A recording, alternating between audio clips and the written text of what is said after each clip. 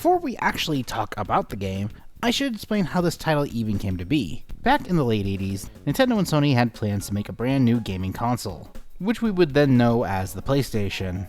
All didn't seem to go to plan, as Nintendo abandoned the project, instead started working with Philips Compact Disc Interactive, aka the CDI, which is ironic considering the system was co-developed along with Sony at some point.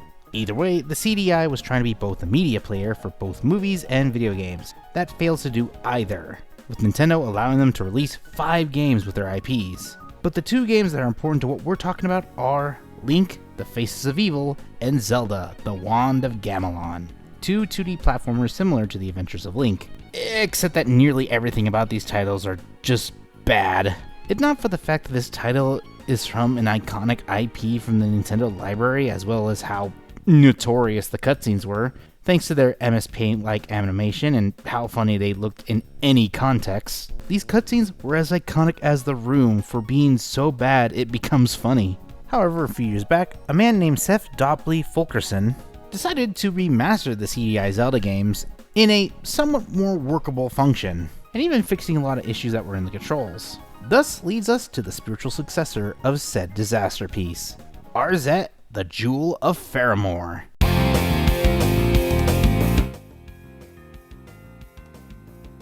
Arzette released on February 13th in 2024, and was developed by CDI Software, a company formed by Seth Dobley Fulkerson, the same person who made the CDI remasters, and the game's publisher was Limited Run Games, who published many titles and even retro collections into physical media. I even have a few titles they've published. The story tells a tale not so long ago that the kingdom of Faramore was under attack by the evil Lord Dimer, but Arzette along with Dale sealed Dimer away in the Book of Ocarin, bringing peace to the kingdom, until Dimer was released from his prison by a man named Nodelki, using the Jewel of Faramore. So not to be sealed again, Dimer gave a piece of the jewel to Nodelki and his 4 generals. In order to save the kingdom, Arzette must light the beacons to navigate through the kingdom of Faramore, reclaim the jewel shards, and use them to seal Dimer once again. As for Dale, another fun adventure for me to stay out of. I don't really have to explain the gameplay, as it's basically a reimagination of the CDI Zelda games, except it's actually good. Arzette controls pretty well when moving left and right, jumping, and even the climbing handles pretty well. So from all the times I get axed, are mostly due to overconfidence or incompetence on my part. Not much of a problem, as you always respawn from the last room you enter or exited from, or when you find a checkpoint. Everything about the game is far superior to the original CDI adaptations, except for the story, dialogue, and cutscenes, which in all honesty isn't a bad thing.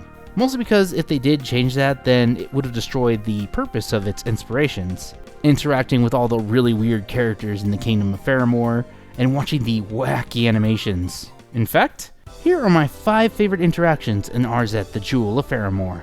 Number 5, Maki. She doesn't really give you anything, except a really nice interaction with Arzette.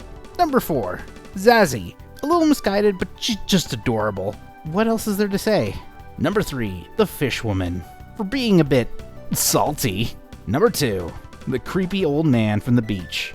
You just have to see how he reacts to stuff. That's all I can really say. And for my number 1 choice is Alvin the Moose. If you know, you know.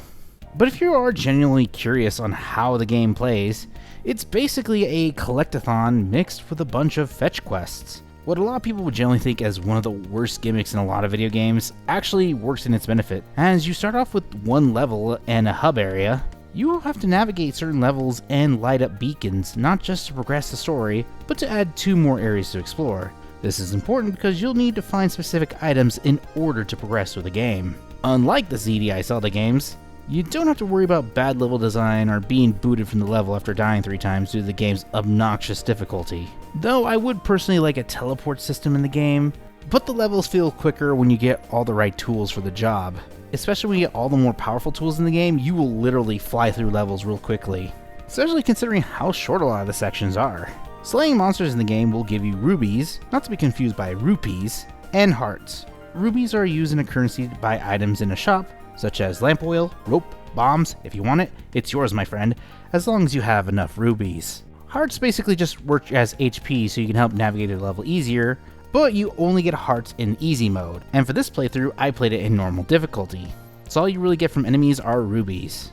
You can also find bonus levels in the game, one of which is inspired by another CDI title, Hotel Mario. That'll give you more rubies, and it can be found in every single level in the game. Arzette turns into a big memory game of where to go and what you need to do.